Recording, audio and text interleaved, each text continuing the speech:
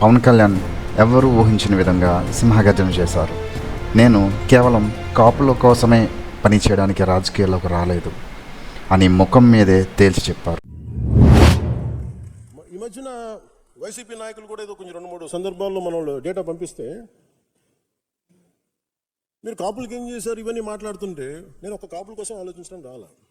నేను రెల్లి సమాజం గురించి ఆలోచిస్తాను, మాల సమాజం గురించి ఆలోచిస్తాను, మాదిగ సమాజం గురించి ఆలోచిస్తాను, బీసీల సమాజం గురించి ఆలోచిస్తాను, అన్ని ఉన్నత సోకాళ్ళు ఓసీ కాస్టుల గురించి ఆలోచిస్తాను, అందరూ బాగుండాలని ఆలోచిస్తారు.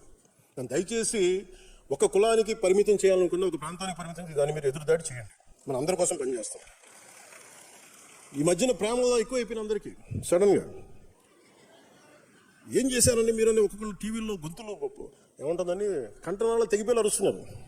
ఇలాంటి మహానుభావులందరికీ నేను అడుగుతున్నా ఒకటే, మాట్లాడుతూ మీరు వంగవీటి రంగా గారి పేరు పట్టుకొస్తారా మీరంతా?